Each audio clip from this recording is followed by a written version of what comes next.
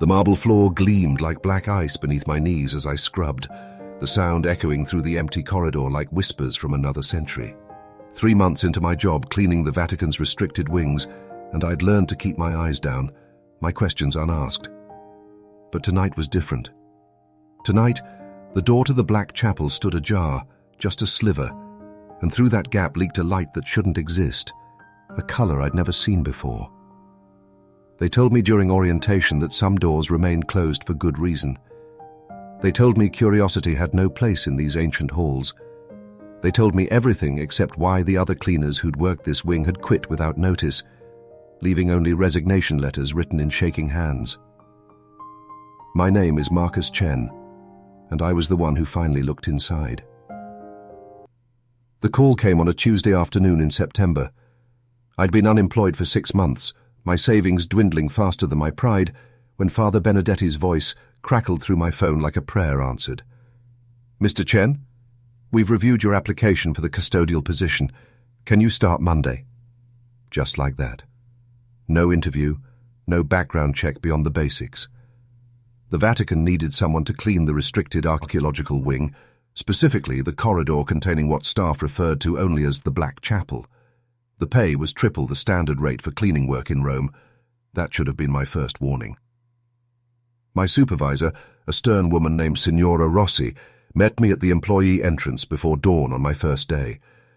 Her grey hair was pulled back so tightly it stretched her features, and her eyes held the wary look of someone who'd seen too much. "3 rules," she said without preamble, leading me through a maze of corridors that smelled of centuries and secrets. First, you work alone, always. Second, you clean only the corridor, or never attempt to enter any rooms.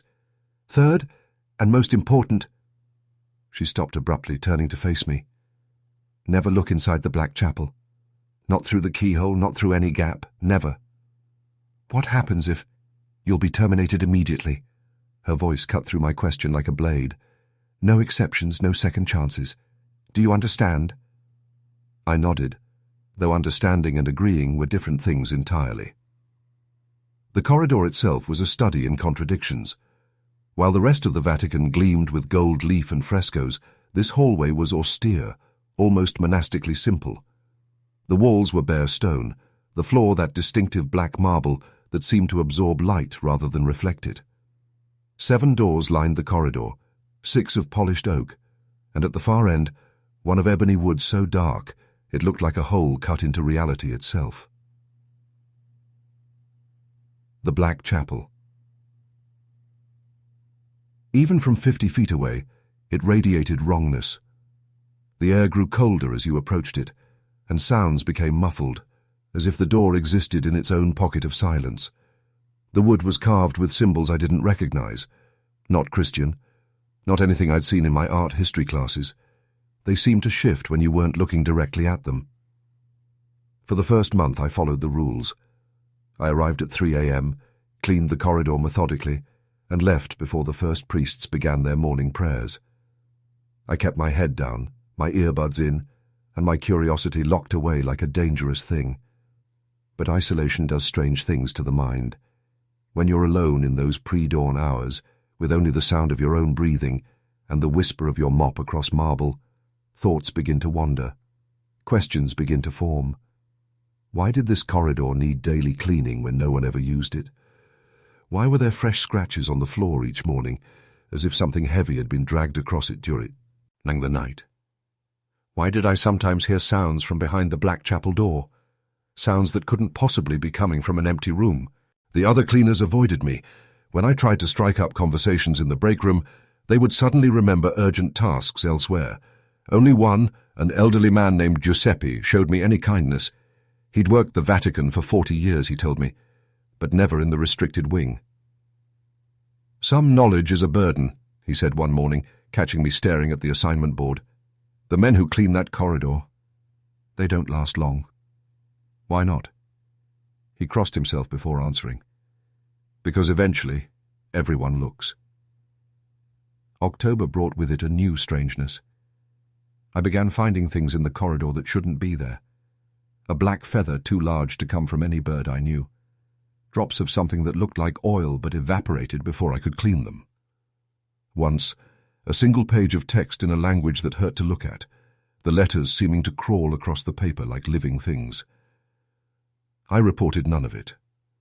Some instinct warned me that acknowledging these anomalies would make them real in a way I wasn't prepared for. The scratches on the floor grew deeper, more numerous. They led from the Black Chapel door to the 6th door on the right, a room I'd never seen opened. Sometimes in the corner of my eye, I thought I saw the scratches forming, as if invisible claws were scoring the marble in real time. But when I looked directly, there was nothing. Just marks that hadn't been there the night before. Sleep became elusive. I dreamed of the corridor, of the Black Chapel door opening slowly, revealing depths that went down forever. I dreamed of things moving in that darkness, things that had too many angles, too many eyes. I'd wake gasping, my sheets soaked with sweat, the taste of copper in my mouth. By November, I wasn't the only one affected. Signora Rossi had developed a tremor in her hands. She'd taken to wearing a rosary wrapped around her wrist, the beads clicking nervously whenever she spoke to me. Her inspections of my work became perfunctory, as if she wanted to spend as little time in the corridor as possible. "Everything satisfactory?" she'd ask from the threshold, never stepping inside. "Yes, Signora." "Good. Good." Click, click went the beads. "Remember the rules, Marcus?" But the rules were becoming harder to follow. The Black Chapel door had developed a habit of not closing properly. Each night I'd find it open just a crack, never enough to see inside, but enough to let out whispers of that impossible light. I'd push it closed, hearing the lock engage with a sound like bones breaking, only to find it open again an hour later. The light was the worst part. It wasn't any color that existed in the normal spectrum, not ultraviolet, not infrared, something else entirely. It made my eyes water and my head throb. When it touched my skin, I felt things crawling beneath the surface, felt my bones trying to reshape themselves into configurations that shouldn't exist. I started wearing gloves, then long sleeves, then a face mask. Anything to minimize contact with that light. The page I'd found weeks earlier had been the first of many. Now, each night brought new documents, scattered across the floor like breadcrumbs leading to the Black Chapel. Some were in Latin, which I could partially read thanks to my Catholic school education. Others were in scripts that predated Christ, that predated Rome itself. The Latin ones were the most disturbing because I could understand fragments. The Cardinal's testimony confirms the entity requires blood of the willing mixed with oil from the... when the stars align as they did in the time of... It speaks in languages that predate the Tower of Babel.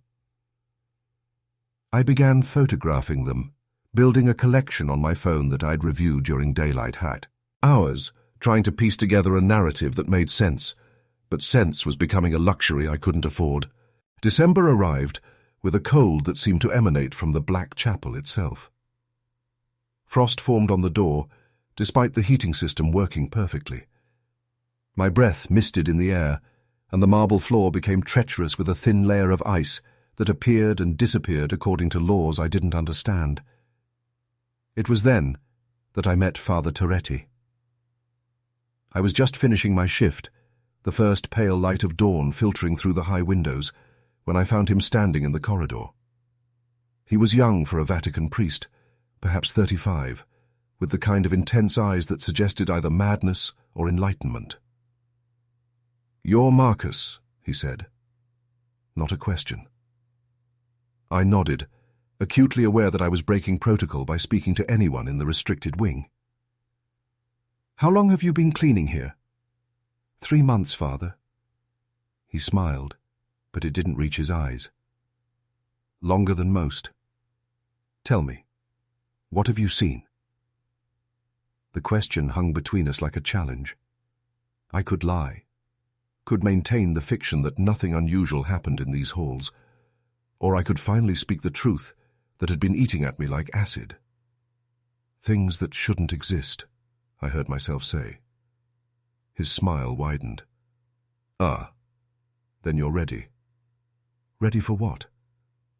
But he was already walking away, his footsteps echoing in the unnatural silence. At the threshold he paused. The Feast of St. Lucy is in 3 days, he said without turning. The longest night of the year when the boundary is thinnest. They'll need someone to look inside. Someone who's already been touched by its light. He left before I could ask what he meant. The next 3 nights were a descent into controlled chaos.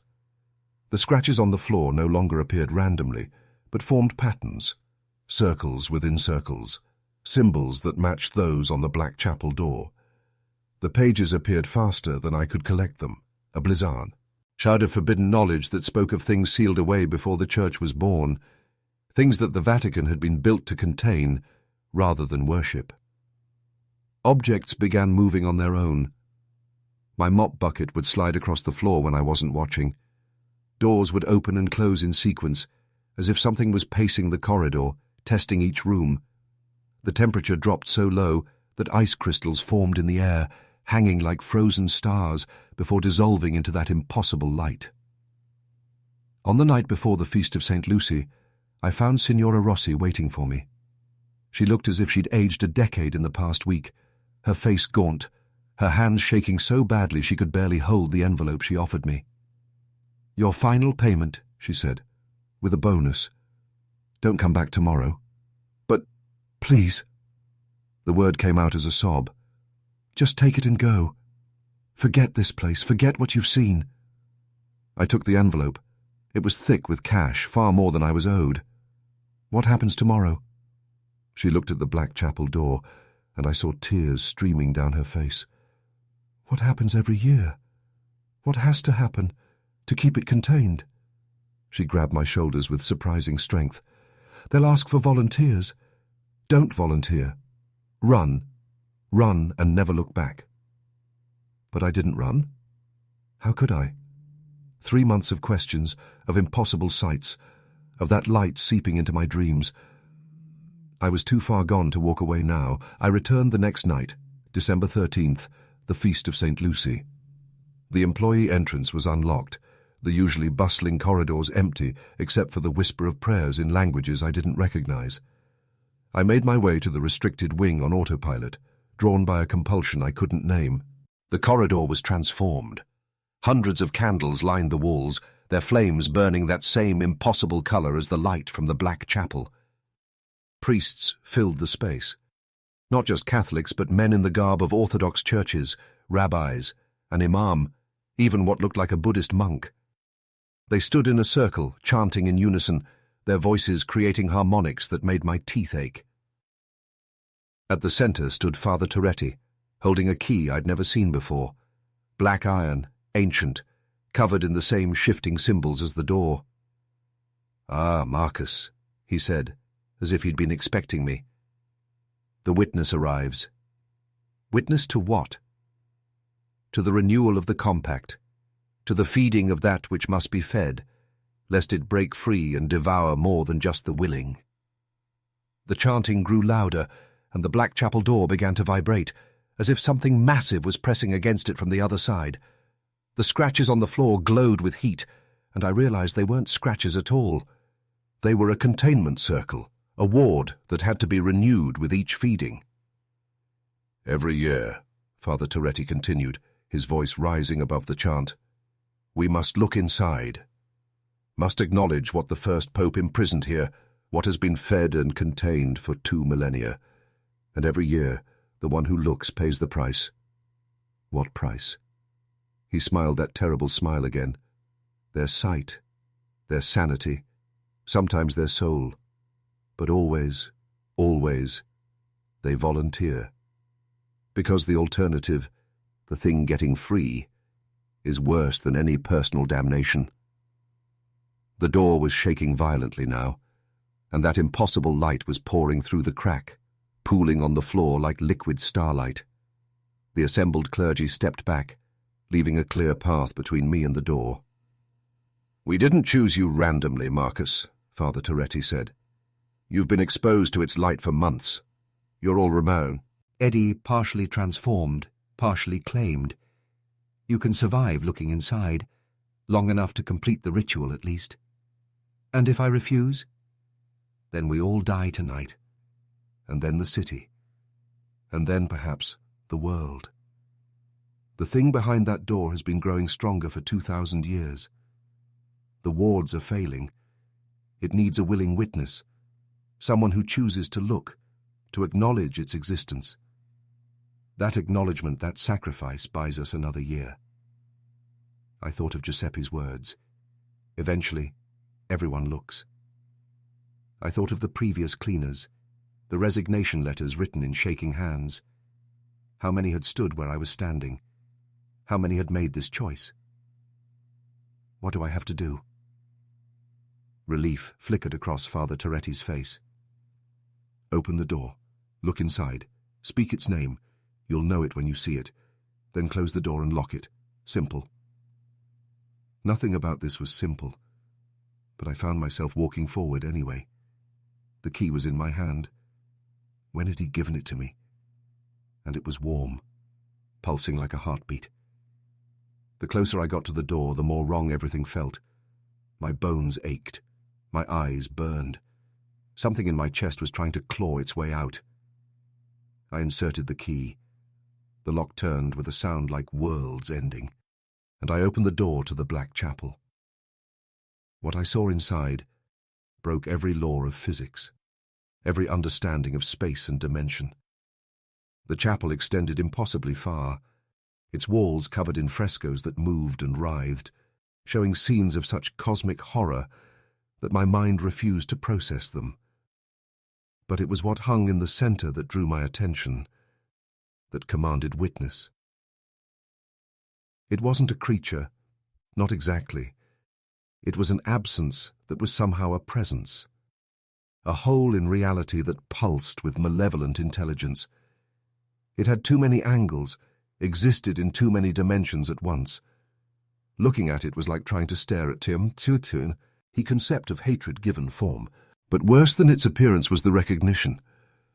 Somewhere deep in my brain, in the parts that remembered when we were barely more than apes cowering in the dark, I knew this thing. Knew that it had been here before humans, before Earth, before the stars were born. And I knew its name. Ashkaroth, I whispered, and the sound tore my throat like broken glass. The thing pulsed, acknowledged, fed on the recognition. For a moment that lasted eternity, I felt its attention focus on me entirely. It showed me what would happen if it ever escaped. Cities turned inside out, humans remade into geometries of suffering, the very fabric of reality twisted into new and terrible configurations. Then, with strength I didn't know I possessed, I slammed the door shut and turned the key. The silence that followed was deafening. I collapsed to my knees, blood streaming from my eyes, my nose, my ears. The assembled clergy rushed forward, supporting me, whispering prayers of thanksgiving and absolution. "Well done," Father Toretti said, though his voice sounded like it was coming from very far away. "The compact is renewed. The ward holds for another year." They helped me to a chair, gave me water that tasted of copper and regret. Slowly, my vision cleared, though I would never see colors quite the same way again. The impossible light was gone. The door once again just a door, the corridor returning to its mundane appearance. "What happens now?" I asked.